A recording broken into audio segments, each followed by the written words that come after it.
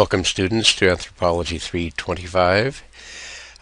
This is the lecture on Traditional Subsistence. I'm Alan Boris, and I'm speaking to you from my office here at Kenai Peninsula College. So first of all, an anthropological view of subsistence. We'll take a few slides here to just sort of orient ourselves to how anthropologists view subsistence, and then lead into Denina subsistence. So we can say this is getting and distributing food energy. It's roughly coterminous with economy, but usually applies specifically to foods, getting foods, distributing foods. There's a general classification of subsistence strategies, and it comes out of the University of Michigan in the 50s and 60s. Hunting and gathering societies, also called food foraging societies, pastoral, horticultural, agricultural, and industrial agricultural societies. These have increasing complexity. Complexity not in the sense of what any one person knows, but complexity in terms of the number of institutions involved. So agricultural societies, for example, have more and varied institutions than pastoral societies, which in turn have more and varied institutions, formal institutions, than hunting and gathering societies. So complexity increases and generally tends to correlate with per capita energy consumption, both food-wise and otherwise, energy-wise. Just to emphasize a point that anthropologists do not view this as progress. Progressivity is not the issue. Often these are characterized in other writings as progress, getting better. It isn't necessarily getting better, it isn't necessarily getting worse, it's just different. In terms of sustainability, however, you could easily argue that hunting and gathering societies are much more sustainable in the long run, certainly than industrial agricultural societies. I doubt if there's many people today that would look at the characteristics of the way things are going, the trajectory of the way things are going today, and say that we are on a sustainable course. In terms of Denina and other salmon cultures, it's also important to point out that because of the nature of salmon, the salmon cultures have many of the characteristics of a horticultural society. Horticultural meaning one that essentially subsistence farming, growing their own foods, hunting some game, supplementing it with wild resources, but not one based extensively on trade.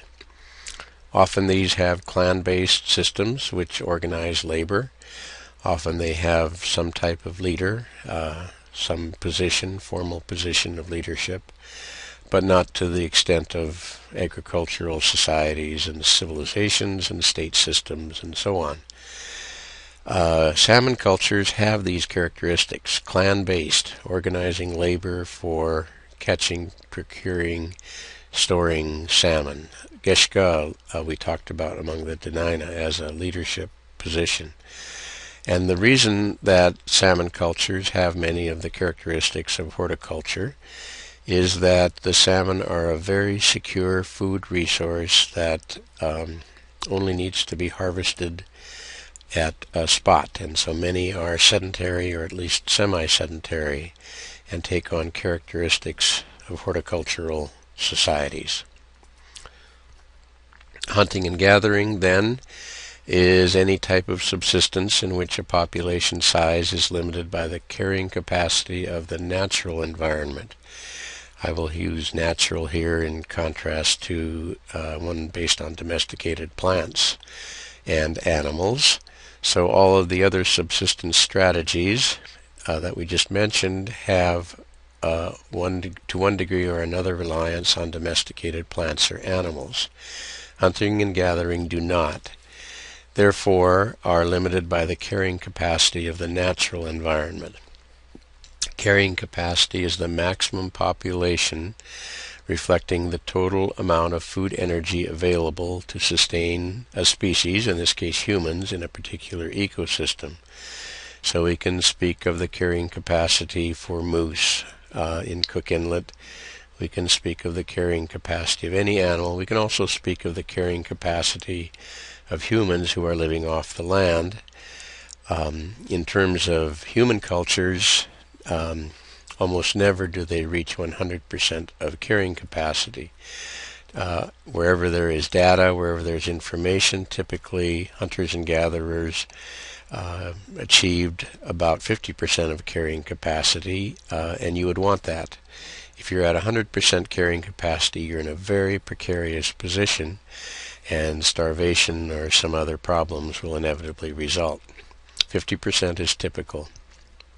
And we could add as a sidelight, our world system today is moving pell-mell toward 100% of the carrying capacity of the world ecosystem, and many of the problems today can be attributed to that. Back to hunting and gathering. Typically employ optimal foraging strategies. That's nothing more than situate yourself where the food is, minimize the effort to maximize your return. This is not sport hunting. This is subsistence hunting. And, of course, don't take any more than you need because you might need it later.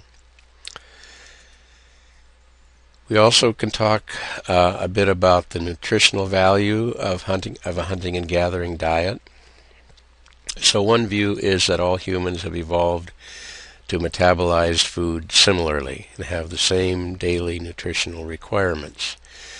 But there's some evidence to suggest this isn't exactly the case, and that nutritional requirements are affected by enculturation, and that is how your body has adapted to use foods, and perhaps how the body and various cultures have evolved to use foods. It appears to take about 4,000 years for that type of evolution to occur, and it means having a sustained diet of a similar type over those 4,000 years.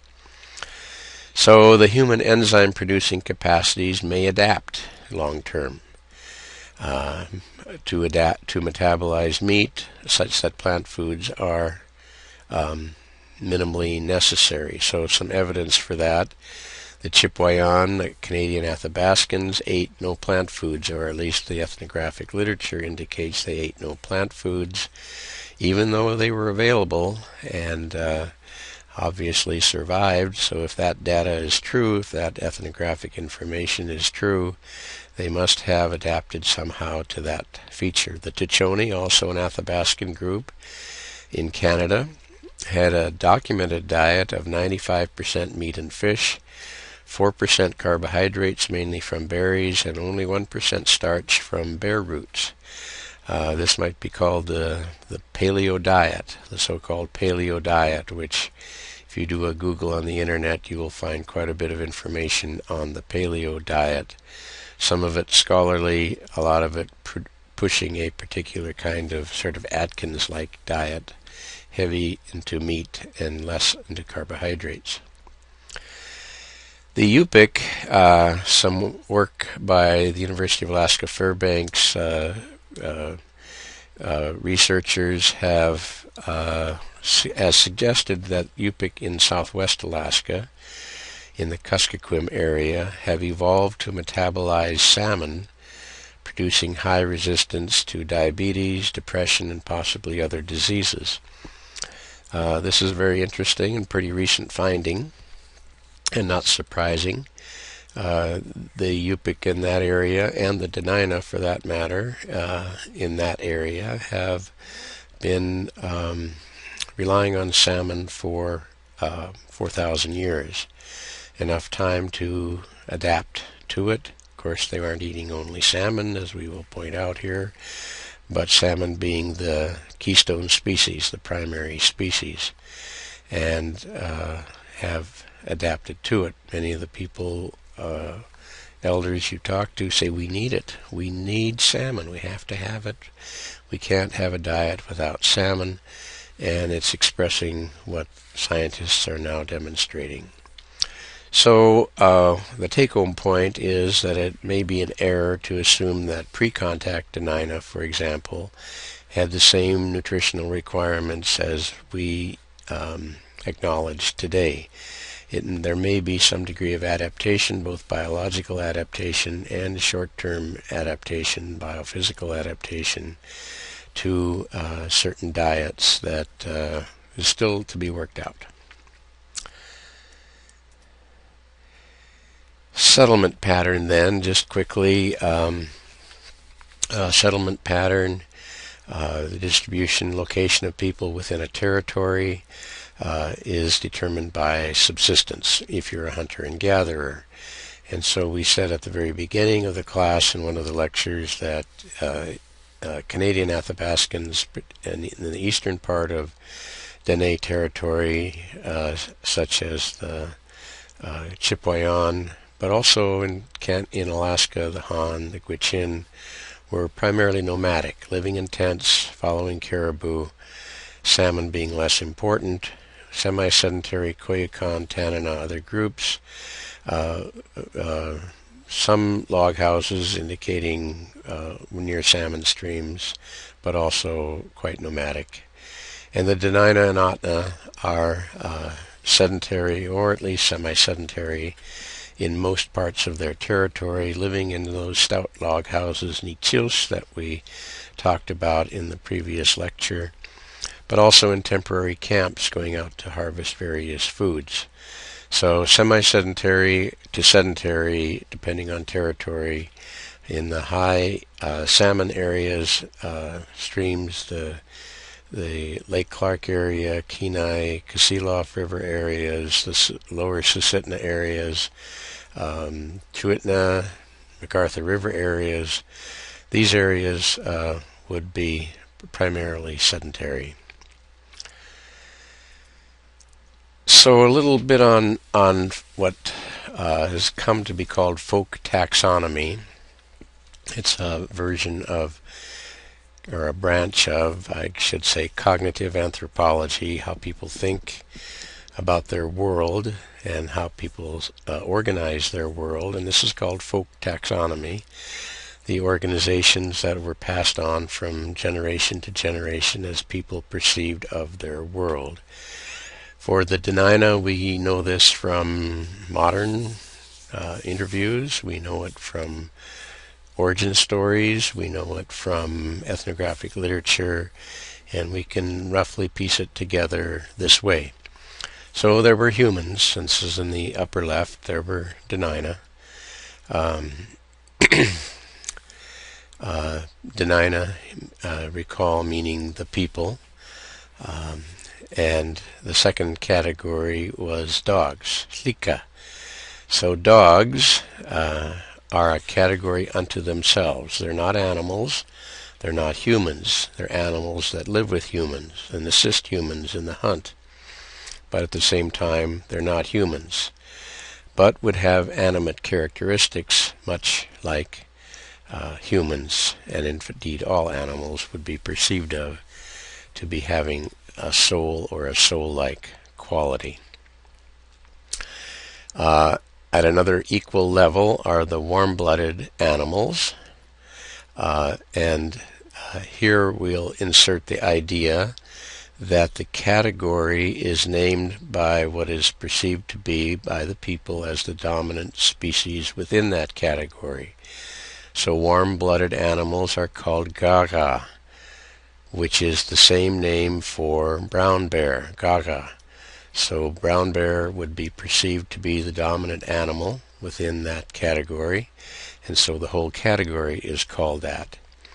And that includes both animals and birds. So brown bear is gaga as the dominant mammal. Of the birds, chagagashla is the dominant animal. You may think that in terms of birds that it would be raven, or it would be eagle, or some other of those raptors or dominant birds. But no, it's the humble little chickadee, the chagagashla. Our little friend is our little creature is what that means.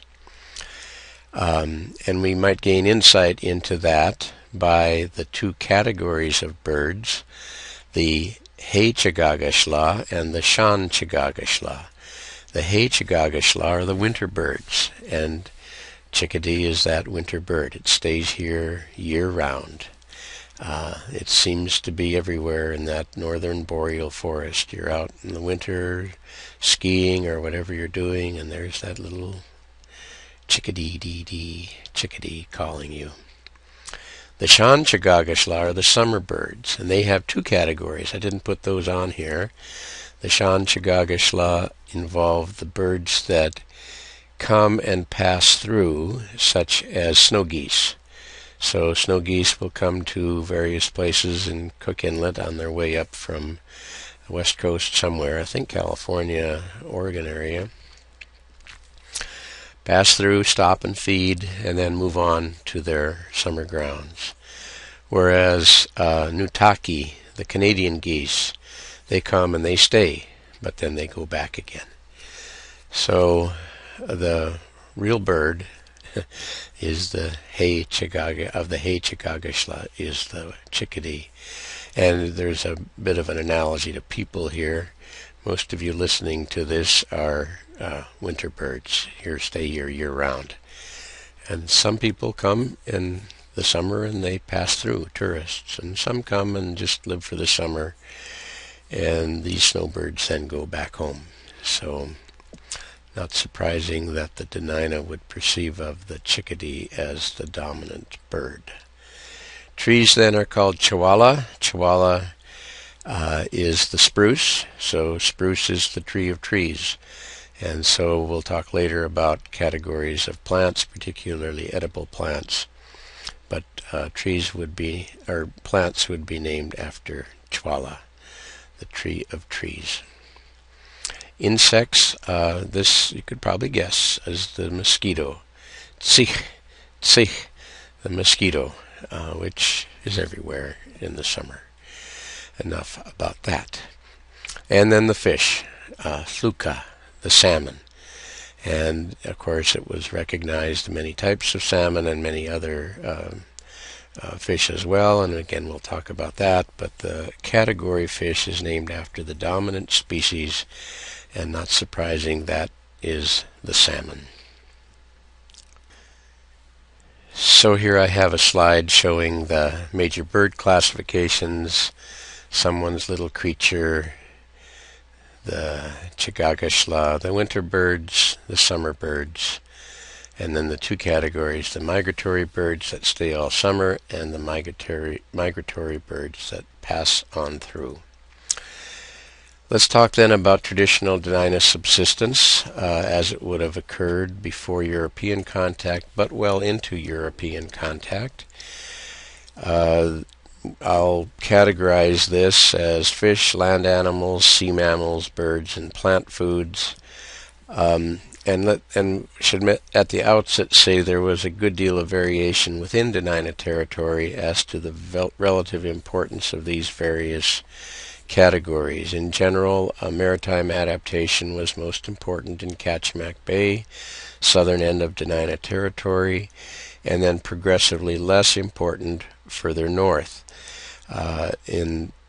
Conversely, land animal adaptation was more important in inland areas, less important toward Kachemak Bay, which had a distinctly more marine adaptation. Kachemak Bay, we could also say, however, is at the margins of Dena'ina territory and is somewhat atypical.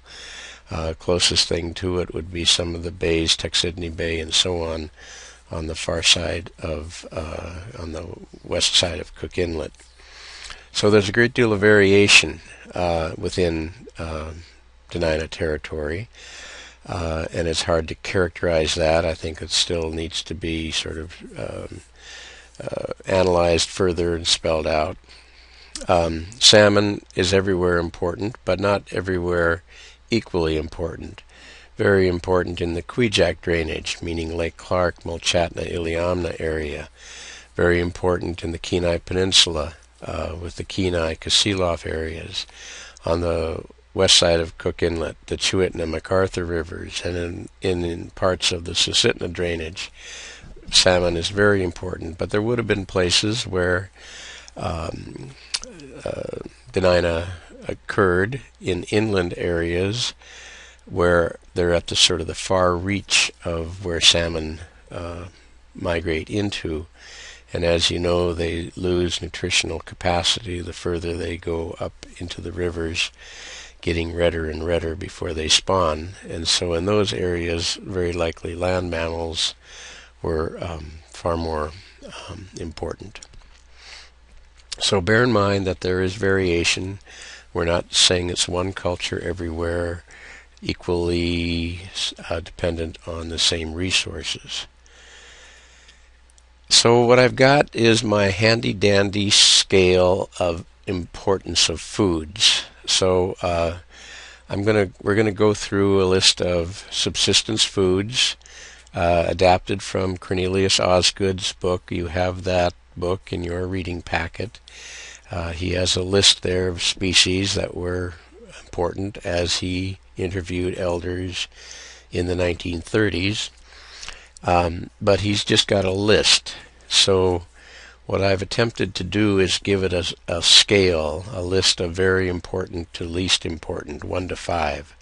So 5 is very important, meaning it's abundant, concentrated, or of high nutrient value. Salmon is a 5. And on down to least important. That means they're not very abundant. Or they're not concentrated, meaning you have to expend a lot of energy to get them. Or they have low nutritional value. Mushrooms, for example, they might taste good, but they have a low nutritional value and little return for the effort. So bear in mind, this is subjective. It's kind of my own experience and understanding. I don't want you to think there's, you can certainly challenge the numbers. Oh, I think that should be a 2 instead of a 3, or vice versa. But I just want to give you a sense for how important these various foods are for the people. So we'll start with salmon and fish, and 5 species, as you know, the Hluka being the denina name. And I've got 5. I got 5 plus here actually, because salmon, that's the keystone species for the denina and for the other salmon cultures. And then I've also got the list of techniques for how those salmon, in this case, were taken. And so we've got V-shaped weirs, basket weirs, beach set nets, drag nets also. I don't have an illustration of that coming up, but simply taking a net and dragging it through the water. In some cases, a spear with a barbed point. And I want to talk just a bit about the first salmon ceremony. So let me go to the slide, the technique slide here. So these are some of the techniques. You've seen this slide in the upper left before. That was done by Bill Thomas, who was a student, and he researched Osgood's book and others. Osgood has this illustration here, where he's got the weir drawn this way, and then this sort of triangle affair here. And of course the fish come this way, and the current goes that way, and the fish are caught. So he drew this. He was a very good artist, and drew this illustration of how they might have been fishing. And it's a classic one, and he didn't put the little gate in here, but somehow when they weren't fishing, they'd open up a gate, and the fish would, of course, swim on through, and escapement would occur, and you wouldn't be fishing out your stream. Very efficient method of salmon fishing, and in this case targeting the silver salmon or coho salmon who go up side channels or go up small creeks tributary to the larger rivers. And we talked about that when we talked about archaeology. Another way were these or basket traps, pardon me. These were long, 12 feet long in some cases, made of these poles bound together. This is a side view, but it would be sort of oblong or circular, and would have this pole arrangement here, so the fish, once they got in, they wouldn't get out again, and there'd be a little opening where you could pick out the fish. I'm quite sure that these were not used where there were heavy runs. That would fill up pretty fast, so to speak, and you wouldn't use those in places where there's a heavy run of fish. The weir, the fishing weir illustrated over here, would be the technique you'd want to use there. But this would be a place you put it in the water, you leave it, you go away, and you do other things, hunt or whatever, come back at the end of the day or a couple of days, and there's your fish ready to go. All of these are going to imply minimizing effort and maximizing return. This style does not mean a corporate kin group is needed.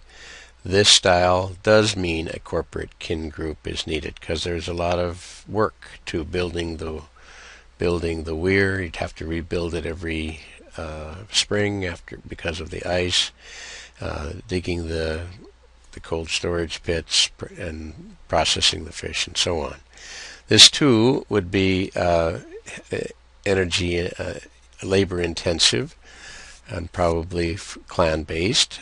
So this is an illustration from Eliot. Eliot was here around 1900. I can't remember the exact years he was here. He was an American official that was surveying for, can't remember what he was surveying for, but as the course of what he was looking at, he described the Denina, and we're thankful that he did. So this is a weir that would be found on the coast, for example, possibly in a larger lake, but in the coast, fish run just offshore in some cases, particularly as they're heading for their natal stream. And so this is another type of sort of weir type operation built out like this. And the fish are diverted. So here they're coming. The fish are coming and they're diverted out. And here's a guy with his spear or dip net, probably dipping out the fish, bringing them back in.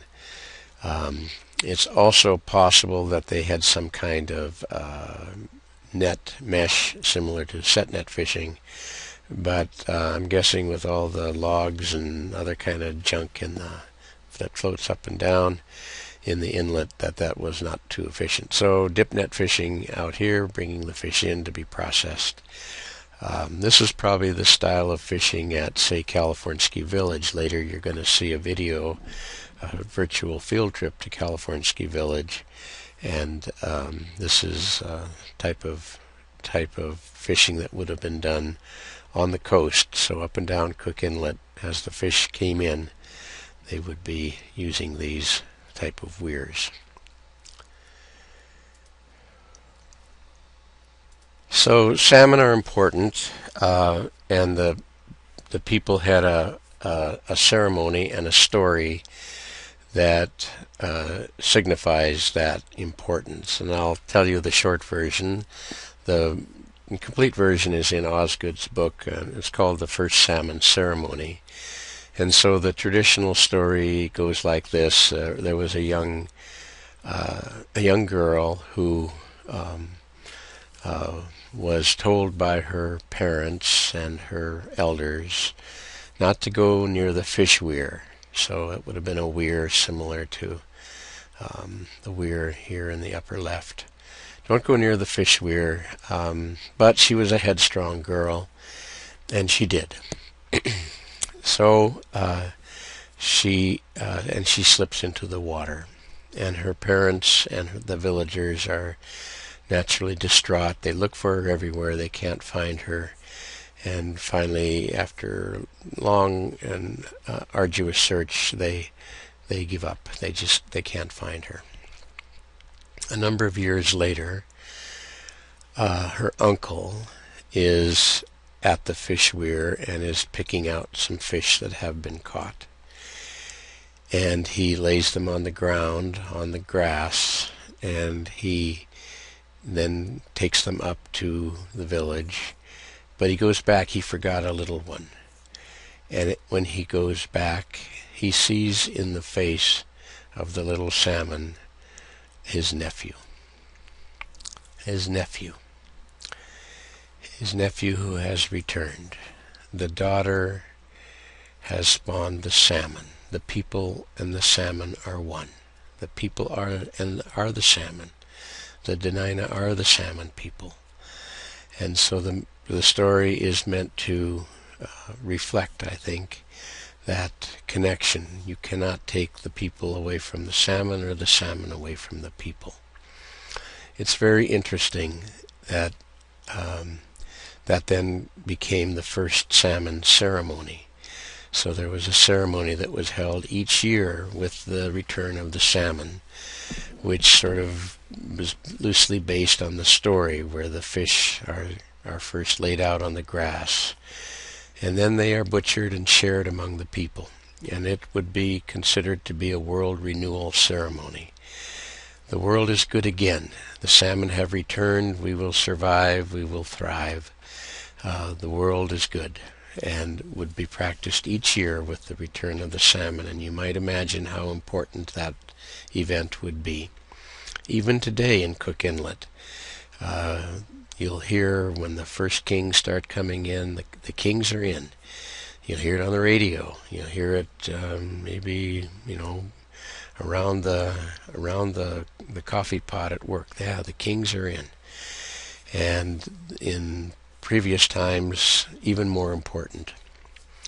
A version of that ceremony is still practiced today in many parts of Dena'ina territory, where the first king that is caught, or the first salmon that is caught in the spring, is shared among the people.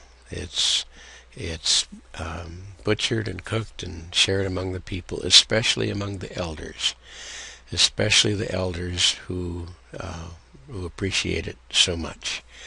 A world renewal ceremony, saying our world is good.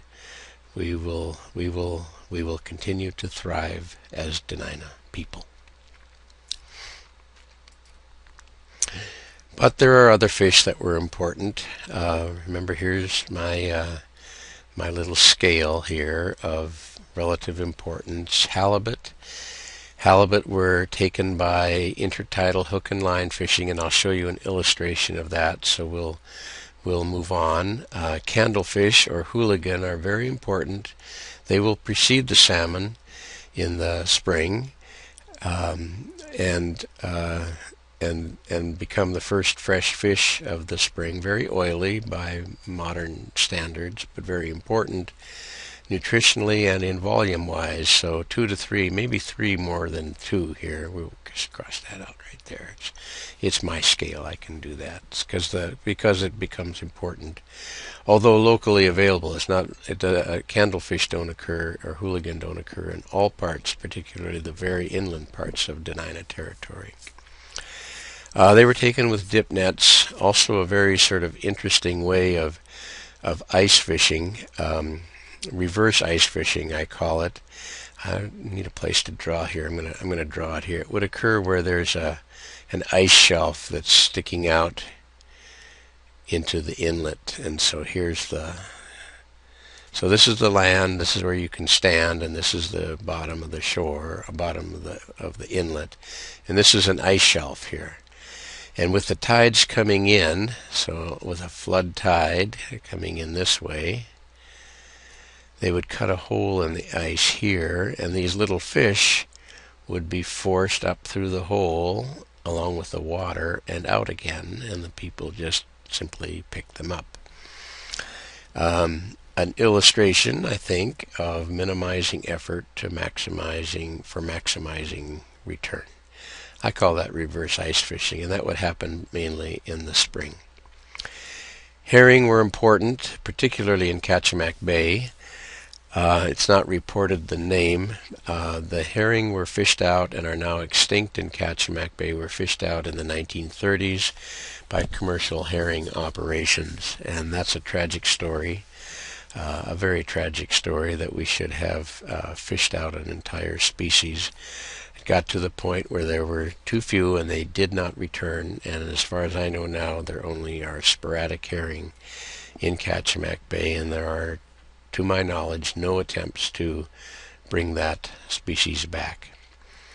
Trout, Ustlagi 3, important, but certainly don't occur in the volume of the salmon, but important particularly in winter for that fresh fish.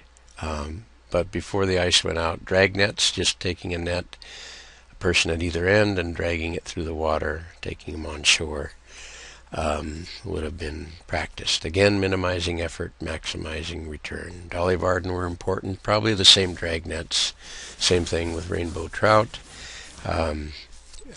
Fresh fish in the winter also. Tom cod, ice fishing, and used an interesting sort of thing. They take a piece of caribou on the end of a line and dangle it, and the tom cod grab onto that caribou skin and don't let go, and you pull them out. They also were said to be harpooned, although they seem to be pretty small to be harpooned. Flounder were important, level 2, not very important. Octopus, amaguk, it's either an Alutiiq or a Yupik word, amaguk. Just collect them, that'd be Kachemak Bay. Freshwater sculpin were apparently eaten. They're not a lot of meat on a freshwater sculpin, but they were. Same thing with a stickleback, but stickleback too stay over the winter and would be to some degree a nutritional fish. I didn't know that stickleback were even fished until just a couple of weeks ago. We were doing some interviews in Tyonek, and they talked about taking stickleback in the winter. So going back to halibut, this is how halibut were taken. So this is a shoreline, and here's a big rock, and you'd sink a pole in the ground here and dangle from a line the bait. So here's the bait, and you do this when the tide is low, and the bait would be about the height where a halibut would come along. And so the halibut comes along, grabs the bait, is hooked, is trapped, can't get away because of this line is tied to a log. Tide goes back down again, and you go down and pick up your halibut. Minimized effort, maximized return. Now this wouldn't occur everywhere in Cook Inlet because the slope of the shoreline is apparently critical. And so halibut fishers today know about that, and they know where the halibut are, or at least were, in terms of the near shoreline. So it wouldn't, as I say, it wouldn't occur everywhere, but it would occur in certain places. And where it did occur, it'd be very important because of the size of halibut and the amount of return you get for very minimal effort.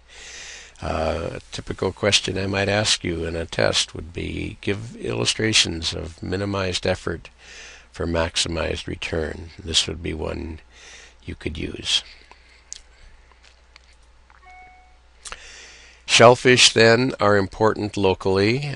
Depends on where. It's very specific.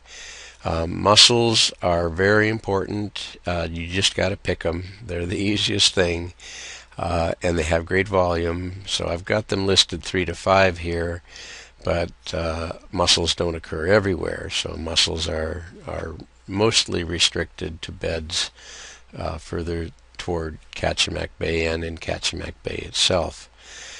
Clams, same thing, are locally available. Here near where I live, Clam Gulch, just south of me, is a popular razor clam spot, and there's in great abundance.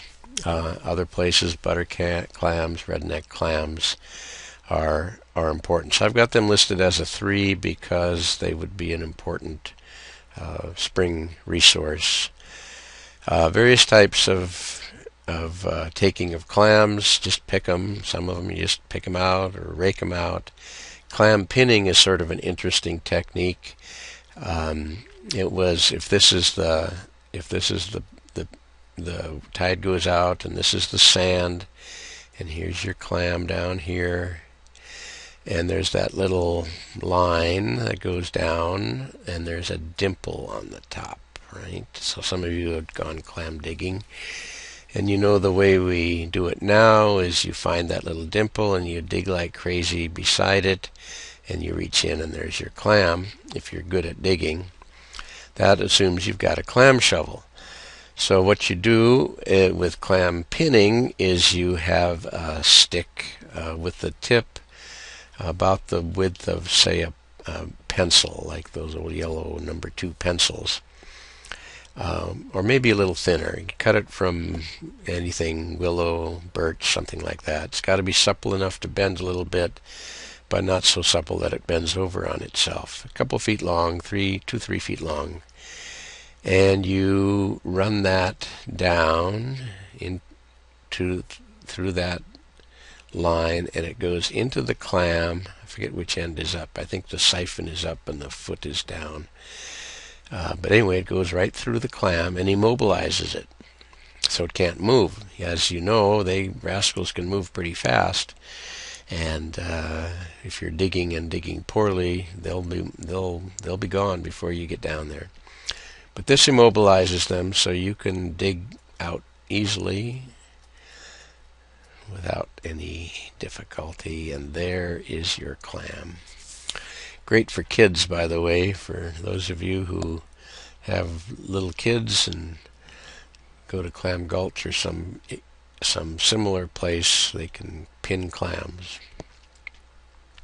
A couple of years ago, a guy was taking this class from me, and I described this, and he didn't believe me, so he went down and did it, and sure enough, it worked, and he was so impressed, he commercialized these sticks. He used brazing rod from welding brazing rod and put a handle on it and sold them for $10, but I'm afraid he didn't make much money because it's a whole lot easier with cut your stick and go down and do it.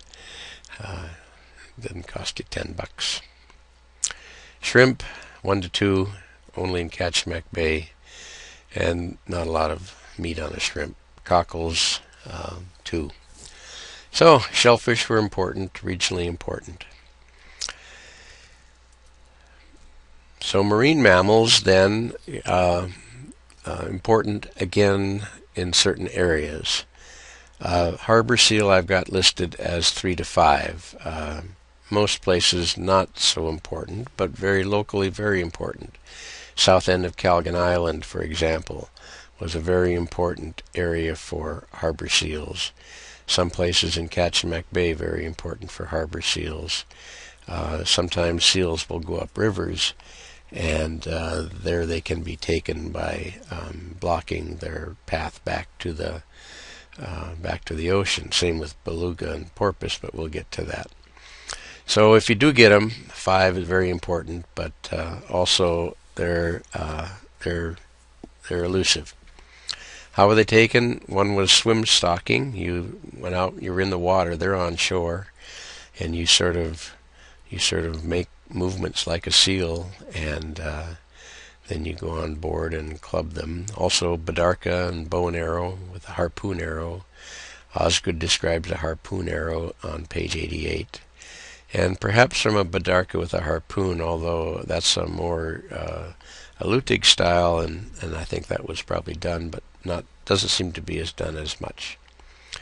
Porpoise I've listed as a 3 just because porpoises don't seem to go out onto beaches, but again, lots of nutrition, lots of food energy if you can get one. Beluga I've got 4 to 5. Gunshi. So this was a very interesting technique that occurred only among the Dena'ina as far as taking beluga. And as you know, beluga are a resident population in Cook Inlet. And this technique was dependent on the straight shoreline of Cook Inlet. And so we're going to make a shoreline here. Here's the shore, and the land is over here. And a tree would be felled, a large tree sticking out at right angles to the inlet. And at high tide then, a man would be stationed out here on the end with a harpoon and the other end of the line tied off onto this tree. So here comes the beluga, and as it's swimming, it is diverted out by this tree to go around past the guy.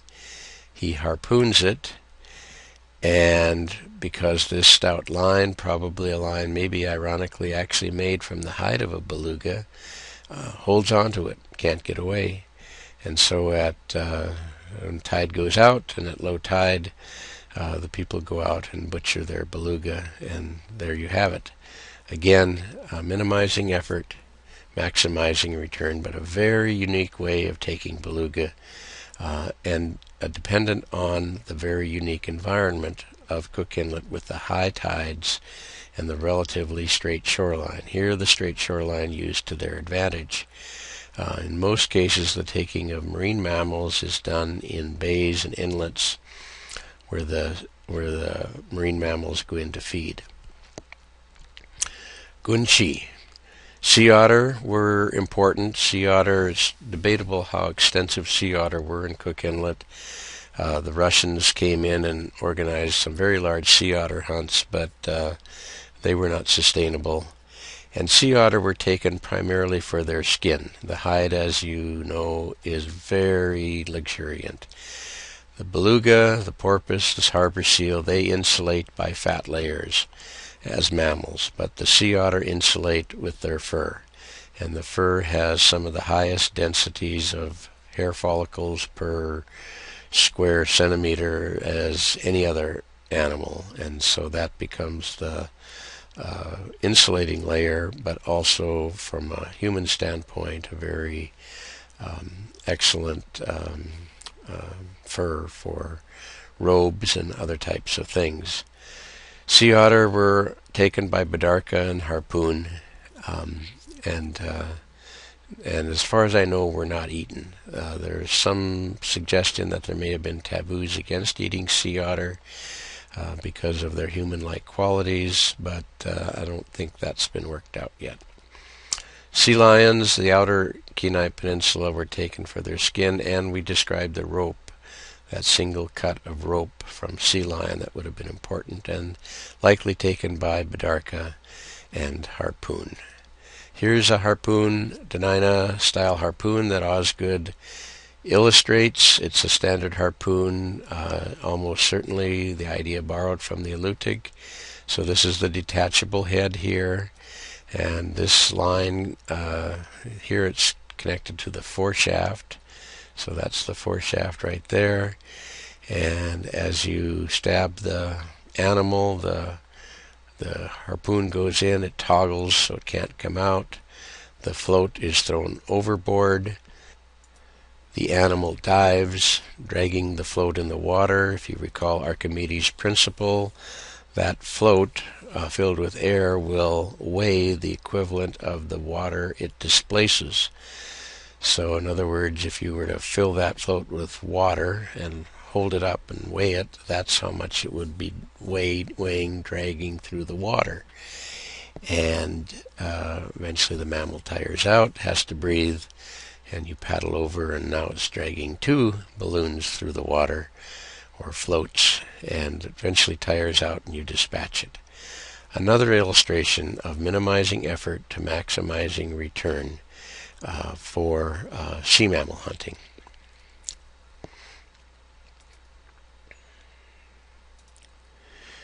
Land mammals then, very important in no particular order. Caribou, caribou, 4 to 5, occurs, as far as I know, throughout Dena'ina territory. So both the meat, yeah, that's the 4 to 5, and the hide was important.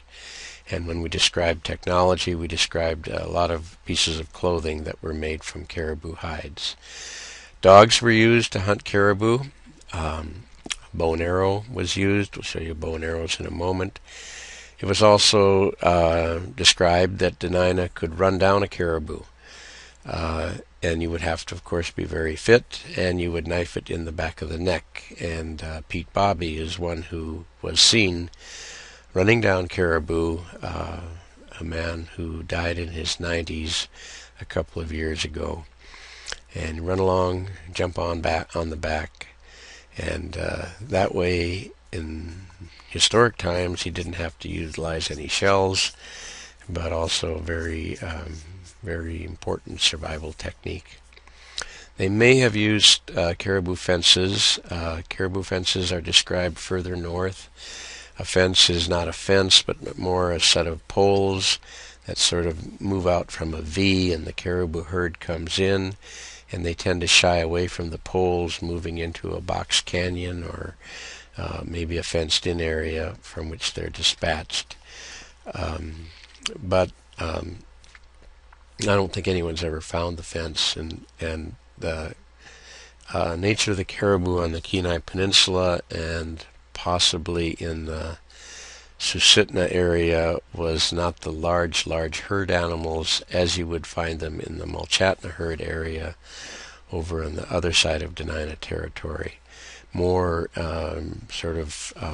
forest caribou, small groups. But in the Mulchatna herd, very likely caribou fences were used, but I don't think anyone has ever found them. 4 to 5 for caribou. And the hide's important. Same with the moose. So, Nigi. Many Denina stories talk about seeing the first moose around 1900. We know that the caribou were becoming extinct. The last sighted caribou was reported in 1917, and so at the early part of the 20th century, the caribou were becoming extinct, and the habitat was becoming more conducive to moose, and this is likely due to an extensive set of fires, some of which are natural fires that were triggered by probably lightning, but as a consequence of spruce bark beetle infestation. And some were artificially set by miners, particularly clearing land for mining that cleared large areas. And so what grew back was browse, was willow and birch that were conducive to moose habitat.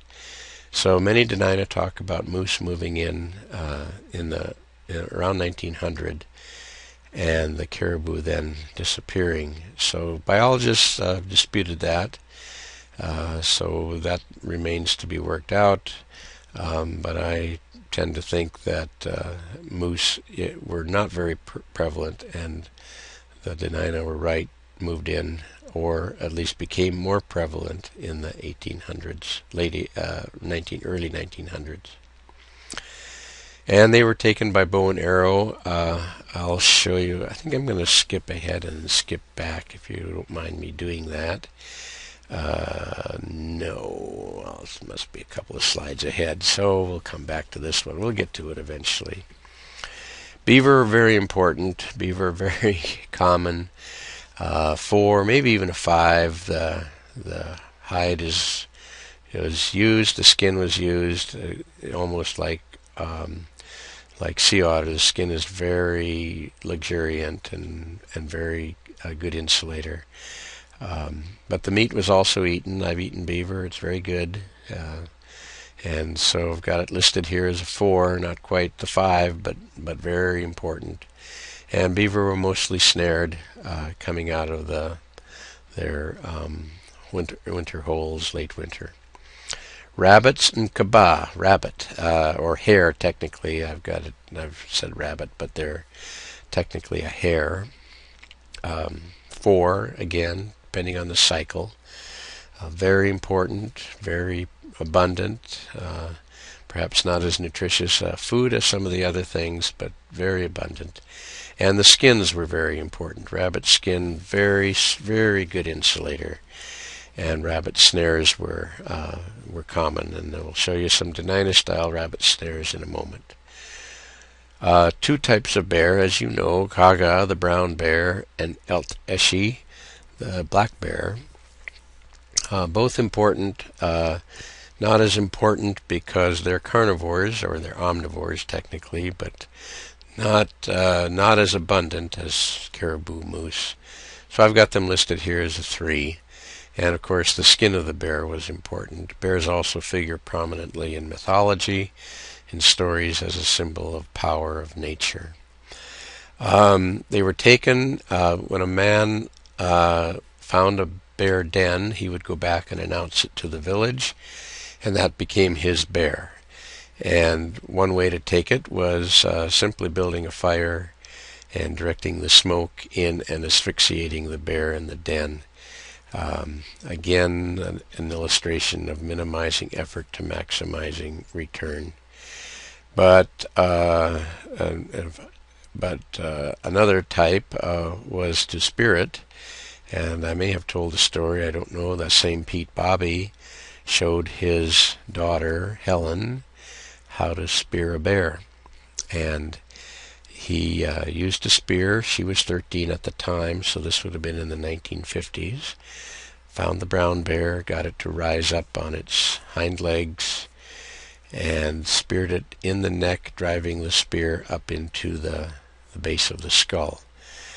And Helen was told this. I heard the story from Helen. I'm sure she's told it to many others as well.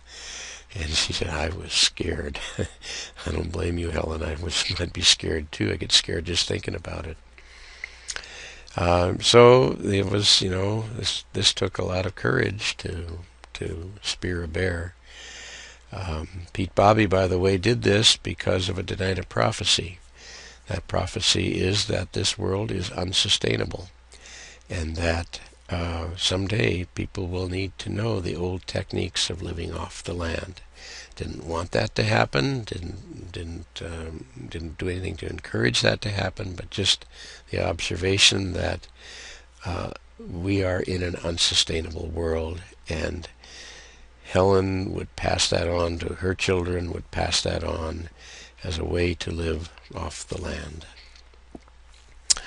Bears were also taken by pitfalls, particularly near the storage pits, the underground cold storage pits filled with salmon. So pitfalls were a very deep pit, covered over with, thin logs and so on, and then with spikes put into the ground, vertically sharpened spikes, probably spruce or birch. And so when the bear slips in, falls in, it impales itself to try to protect the salmon source. And I'll show you a picture of a bear snare here in a moment. Sheep, nuji, are taken. Sheep are 2. Their meat is probably not particularly significant. The skin would be significant, and other things like the horn for making spoons and other types of items. Dogs were used in taking sheep. Probably dogs were used in taking bear too, I might add. And bow and arrow. Porcupine, ganshi. I've got listed here as a 3, but it may easily be a 4. Porcupine were survival food. So normally people did not kill a porcupine even though they came upon one. Leave it for a time when there might be a hunter or somebody else out in the woods who was having trouble, because along with spruce hens, which we'll come to in a moment, the porcupine are the easiest game to take, and so it became a kind of survival food. In addition to the food, the grease was very important. The grease was a waterproofing or water-resisting agent that was spread on boots and other things. And the quills, as we talked about in the technology discussion, the quills were very significant as far as decorating garments go. So porcupine, I'm going to just change that. I'm going to make that a 4. Hard to draw with a mouse. We'll make that a 4. And they're taken with a bow and arrow or simply clubbed. Goats as by mountain goat 2. The horn again was important. The hide was important. But that's a lot of work to get a goat, and there's not a lot of them, so that reduces their scale number. And taken with dogs and bow and arrows. Then a lot of fur bearers. So the fur bearers all were taken with either snares or deadfalls, and I'll show you a deadfall, or blunt arrows. A blunt arrow was an arrow, but not a sharpened arrow point, a blunt point that would stun it, and then it would be probably clubbed or something else. So I haven't got a number here because they normally were not eaten. The food was possibly used for dogs, but Osgood mentions that they were not eaten. Although I find that curious in terms of squirrel, because squirrel is very edible. But some of the others, like land otters, smell terribly. They're not considered edible. So I'll just leave that for now. Osgood mentions they weren't eaten, so we'll say they weren't eaten. So marmots, muskrat, lynx, ermine, mink, fox, marten, squirrel, and land otter were all taken primarily for their skin, for their hides. Skins wear out, so you would be continually replacing them by getting new furs, new skins, tanning them, and making new garments. And there's a few others. Wolverine, idashla. Idashla means little friend, and that isn't meant literally as a little friend. It's sort of a euphemism because wolverines were disliked. Wolverines would break into caches. Wolverines would partly eat a moose kill, for example, or a caribou kill, and urinate on it and make it largely unedible for anything else. Wolverine fur, however, is excellent, as we know. That's the good rough for a parka. So the fur would have been used, but also protection, just to keep them away from the village, because wolverines are a threat. Bow and arrows and deadfalls. Wolves, too, would be perceived to be a threat. The fur would be used, but it was said that wolves would be hunted out from around a village as protection for children playing and other sorts of things like that. Birds, then. Birds are variable. Of course, in the spring, the birds coming back are very important, and the eggs would be very important. So ducks and geese would be those two important spring birds. Listed them here as a 3. They were taken with various ways. The snares were common, but also with a slingshot. So the Denina slingshot is a long sort of cord, not cord, kind of a thong, which would be about an inch wide. Maybe, how long would that be? About 6 feet long, maybe. And depending on how tall you were, and you would double it over, and you'd hold it between your first finger and your middle finger, and the other end between the middle finger and the ring finger. So, and you put a rock in where it doubles on itself, and you spin it like a slingshot over your head, and you let go with one of the fingers. I would do it between my middle finger and my ring finger, and away the rock flies. And it's surprising how accurate you can be with this. At a distance of 20 yards, it doesn't take too long to be accurate within 2-3 feet, and I'm sure with a lot of practice you could be very, very accurate, very deadly with these as far as ducks and geese go. So that's slingshot. I don't know the distribution of it. All I know is that's what the Denina used. Spruce hens or spruce grouse were also that emergency food. Talked about they were taken with a deadfall or clubbed if you could, They're the ones that flutter up away from you in the woods and scare you half to death, but weren't taken normally except as emergency food, and they're very nutritious, very edible. And by the way, the feathers are very beautiful. Swans were eaten, again with this taken with the slingshot, possibly snared, but a lot of effort to get a swan. Same with loons.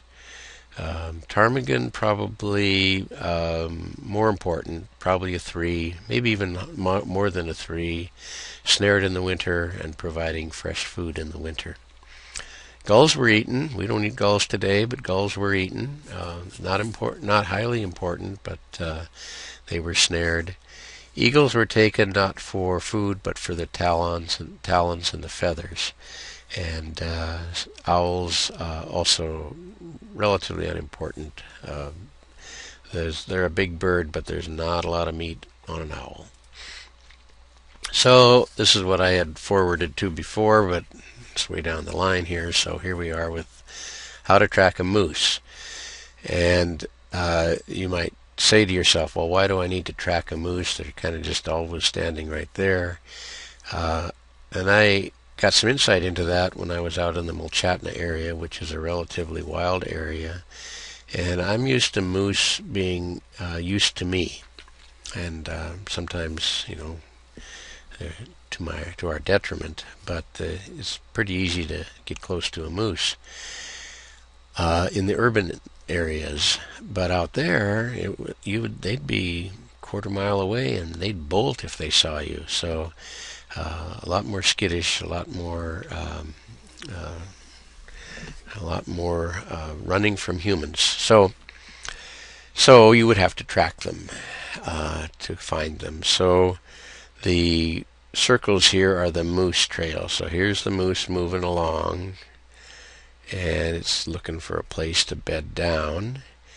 And so you're coming, this is the human coming, and comes across a moose trail, and you don't turn and follow it because it'll know that. What you do is you make a big circle like this, and then you come back and see if you've got the trail. Yes. So the moose, meanwhile, keeps going and circles around into the wind to bed down. So you keep your pattern up. Oh yeah, there it is. Until you come across and whoop, no moose. Where is it? Must have bed down. So you do this to look for where it's bed down. Oh, there's the tracks. Now I know where it is. So that puts you right there, at which case you can dispatch the bedded down moose. Again, attempting to minimize effort to maximize return. These are some of the snares. This is a rabbit snare here. This would be a snare for a moose. You would hang that from a tree or dangle it somehow to catch a moose. This is for birds. This particular one is for birds. This is for rabbits also. Not sure what this is meant to, a denned animal. Maybe a bear. I guess you could do that with a bear. But snares are very important, and like most northern peoples, the Dena'ina had an amazing array of snares and deadfalls. So here are deadfalls, and both snares and deadfalls would be used primarily with fur-bearing animals, because that way you don't puncture a hole in them and the fur is still good. All of these, or most of these, are triggered with a figure 4 trap. Here's a figure 4 trap here, here's a figure 4 trap here, here's one here, and here's an inset of what a figure 4 trap looks like. Figure 4 trap was not unique to the Dena'ina. It was widely used really over North America, and I don't know its origin, where it occurred, but it had this trigger mechanism. The bait would be put out here, and if you build this right, you just a slight touch on it will initiate, in this case, a log falling. Same thing here, logs falling, or this sort of platform-like thing falling. And I'm going to stop there, my talk here, and at this point I'm going to inset a short little video that illustrates the use of a deadfall trap. So here we are in the anthropology lab at Kenai Peninsula College, and here's a model of a deadfall trap with a figure 4 apparatus as the triggering mechanism. So this is the figure 4 apparatus. It's all friction fit together, and here's the bait right here. In this case, a Snickers bar. And here's a hungry sea wolf who just can't wait to eat a Snickers bar. So we'll back up here and we'll see what happens. So here he comes. Boy, I wish I had a Snickers bar. That looks pretty good. And oh.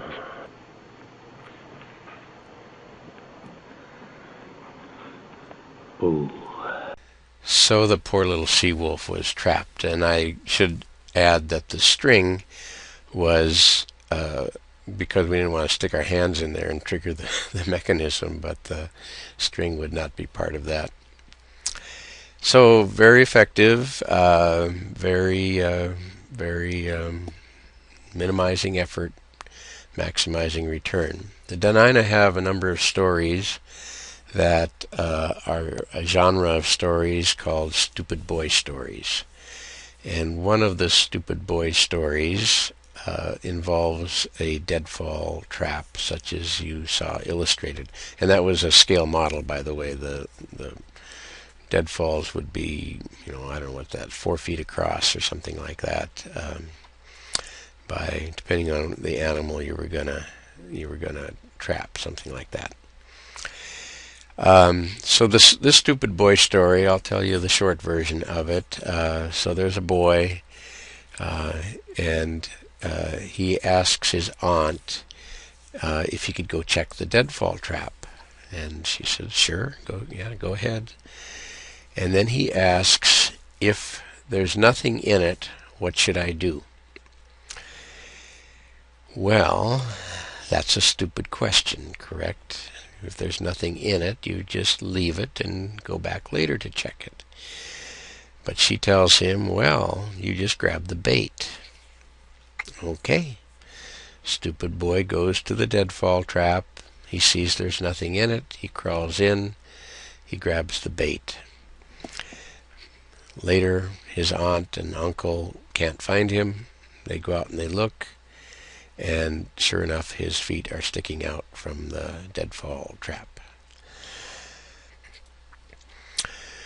Well, these are pretty grim stories. We want our stories, our children's stories anyway, to have a good ending, and someone comes and saves the day, sort of Lone Ranger type stories. But Dena'ina stories don't have that good ending. At least the stupid boy stories don't have that good ending. And by the way, there is one stupid girl story, just to be fair. And these stories are meant, I think, to be educational. Don't be stupid, is what they're saying. We need you to be smart. We need you to learn your lessons. We need you to be observant. We need you to learn to make good judgments. Don't be stupid. Same lesson today. Same lesson we need from young people today. There's lots of problems in this world. We need you to learn your lessons.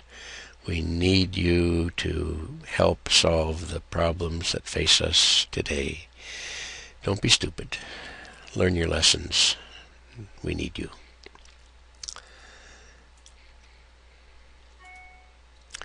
So bows and arrows. Bows are really hard to photograph. This is a photograph in the Peabody Museum at Yale University. This is a close-up of Osgood's description of various types of bows. One was a sinew-backed bow, and A and B, these two are illustrating sinew-backed bows. So this is sinew, the backstrap of the moose or whatever animal anyway, or the ligament from the tendons in the legs. And so those ligaments would go the whole length of the bow. So as you pulled the bowstring here, you pulled this bowstring. So I don't know if this is a back bow or not. I can't tell from the photo, but if it were, the backing would go all this way, and this would be sinew as well. I'm not doing this all that great, but so you're pulling sinew against sinew. The wood is just there to sort of hold it. And these are very powerful bows. They would be used at short range. They would be used, say, for a bear or a moose or something like that at short range. Very powerful, but not so good for long range. So the unbacked bow, possibly letter C here, would be used for longer range shooting, but not so powerful. So you gotta have one or the other. You can have a powerful bow, not good for distance, or you can have a distance bow, not good, not with a lot of power. So you would have your bow according to what you're going to use it for. Quivers, of course, quivers were highly decorated, and the various types of arrows. So bows and arrows, critical to know how to make and to know how to use. Here's another quiver. This is a photo of one from the Peabody Museum. The upper right is a harpoon, and this is a copper, that would be a bear spear point. They don't have a scale on this, but this is likely about 6-8 inches from here to here, and this would be the haft, where it would be hafted onto a handle. And that would be the type of spear that you would use to kill a bear, and for other general purposes. It was said that all men carried a bear spear at all times. So this would be the general men's tool that they would have in their possession at all times. So, plants. Let's talk about plants. This is Osgood's list of plants. Priscilla Russell Carey, whose book I'll show you in a moment, identifies over 80 edible and medicinal plants in Dena'ina territory. So the list is much bigger than this, much longer than this, and very important. I've got them all listed 3 to 5, 3 to 4, except maybe down here with the spruce fiber and so on. But very important, adding to the diet, rounding out the diet. So pushki, that's that cow parsnip. That, by the way, has, for some people when there's bright sun, by brushing against the outside can be toxic. So don't be messing around with pushki and trying to eat it unless you really know what you're doing. Geiss is what the Dena'ina call it, geiss, and very abundant, very important, and fairly nutritious. Various types of seaweeds in Kachemak Bay, same thing. This is sort of a lump-all category seaweeds. Rose hips are important. Wild peas, wild onions, wild potato, all important. Wild potato more interior, also thought to be a survival food. Salmonberry, various types of berries, very significant, very important. As we know, you probably collect berries yourself. Blueberries, raspberries, high bush cranberries. Low bush cranberries, hay means winter berries. So you can occasionally find low bush cranberries where the snow isn't covering too much. They're still good. Even high bush cranberries. I come across those as I'm skiing. I'll eat them. So all of these were very, very significant.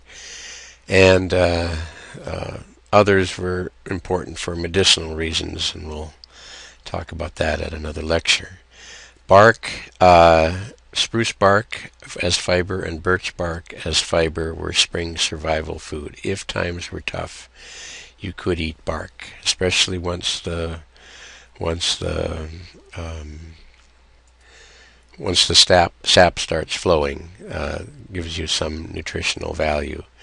Birch syrup was made, and 2 to 3 as a source of sugar. Ferns were important, particularly in the spring. Later on, they get pretty bitter. So can't underestimate the importance of the gathered plants for the Dena'ina diet. The best information is from Priscilla Russell Carey's Dena'ina or Tenina plant lore, Dena'ina et Una, an ethnobotany of the Dena'ina of south central Alaska. And if you ever see this book for sale, I would highly recommend getting it. Page by page, it describes the plant, it describes how it was processed, how it was used, and its importance. Should note that it's not meant to be a guide to edible plants, to wild edible plants. It's an ethnobotany, and there's a difference. It's describing how the people used it. In many cases, there would be additional information that would be very important in order to know how to reduce toxicity, for example, or what time of year it needs to be collected, and other types of things. So I just want to urge you not to just strike out on your own, but to find someone who's knowledgeable. Do your research if you're interested in wild plants for food or wild plants for medicine.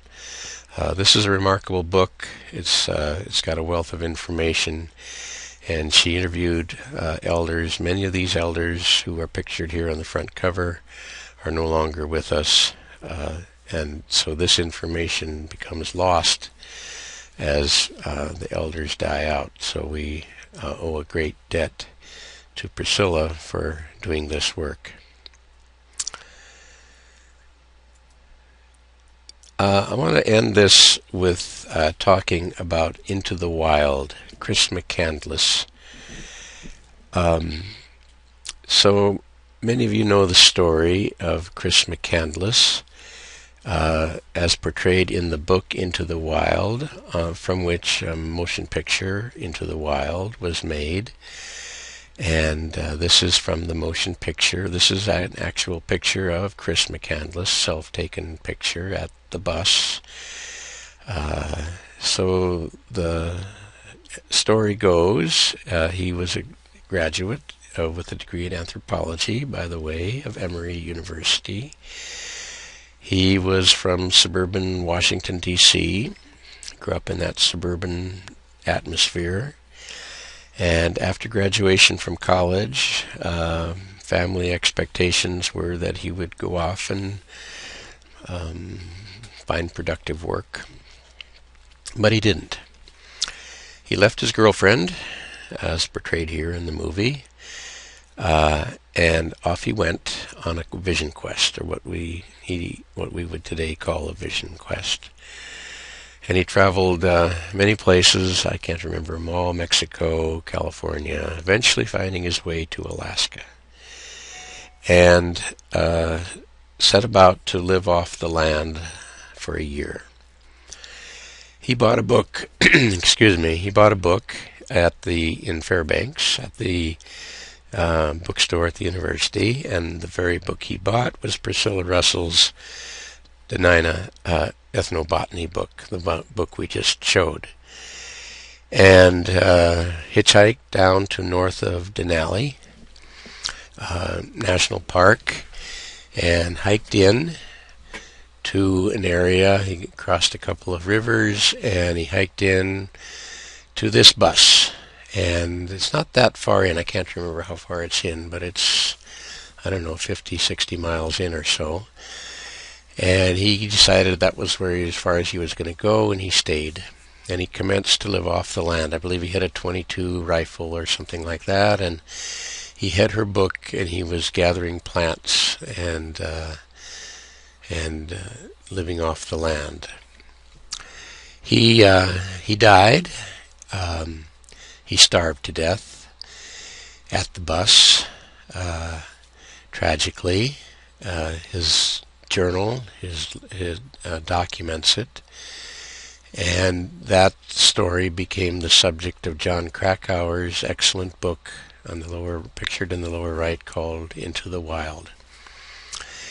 And Chris McCandless has become something of a cult figure, particularly in Eastern colleges. If you Google him or Into the Wild, you will see many a course that delves into his life and his book, or the story of him, including, by the way, an article that I wrote about him. In Alaska, he's controversial. Some people think he was nuts for doing this. I don't. I understand what he was doing. When you go on a vision quest, you have to test yourself. But he also made two errors, I would say. Error number one is that living off the land is not an individual activity. Living on the land is about community. It's about being part of a group. It's about sharing resources. It's about sharing activities. It's about reinforcing one another. I had a student a number of years ago who came to class and very much in the Chris McCandless mindset. He wanted to learn about living off the land. He wanted to go out and live by himself. He rejected his roots, and he was angry. He was angry in class because I wasn't teaching that sort of thing. He wanted to know how you made a bow so you could go kill a moose. He wanted to know how to make a trap, how to make a snare, and as we've just covered, I covered some of that, but that wasn't the focus of it. And when we got to the section in Cook Inlet Anthropology about social organization, I don't remember exactly what I was talking about at that time, but I remember looking at him, and it was a class of 15 or so at the time, and it was like the bell went off in his mind, like all of a sudden the lights came on, and his countenance changed. And he came up after class and he talked to me about it, and he said, "Oh, it's about community. It's not about being an individual. It's about being a community, and that's what the meaning of life is." And while he still pursued that understanding, he gave up the chance to, or the goal to go out and live by himself. And that's what McCandless did. He gave up community. He gave up his girlfriend, pictured in the lower left, at least in the movie version of it. He gave up his family and tried to strike out on himself, by himself. He also, a second lesson to be learned from Mr. McCandless, he had the wrong book. He had Priscilla Russell's Denina Ethnobotany, but he was not in Denina territory. He was north of Denina territory in a different ecosystem, with plants ripening at different times, with toxicity occurring in different ways according to different soil conditions. And many think it's because of eating a toxic plant, a plant that had been edible earlier in the spring, but as the summer wore on became toxic and he poisoned himself to death. We may never know exactly, but that's likely something like that happened. At the end of the book, Into the Wild, John Krakauer writes very movingly about going into the bus. They helicopter in with his parents and Krakauer himself. And the father very movingly puts a plaque in memory of his son on the bus. And they gather wildflowers as a kind of bouquet for the memory of Chris McCandless. And Krakauer lists those flowers: fireweed, wild geranium, monkshood. And when I got to the part about monkshood, a chill went down my spine. Monkshood is one of the most toxic poisonous plants in Alaska. If you have a cut and whatever it's called, juice from the monkshood that you've picked gets into that cut, some say you have 7 minutes, depending on your size and other things. It's very toxic. It's the poison that Alutiiq used on their harpoons to kill whales. Aconitum poisoning, monkshood.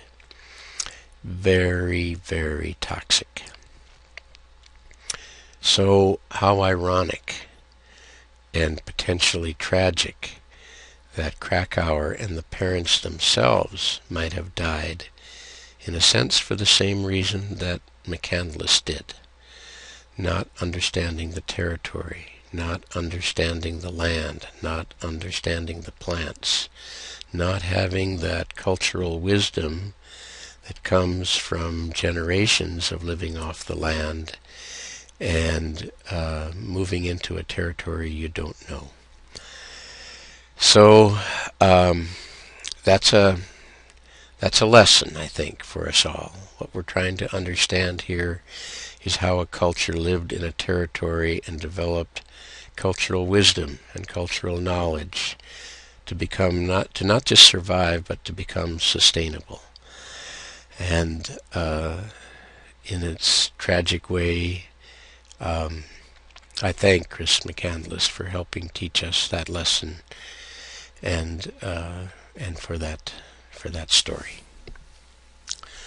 Thank you.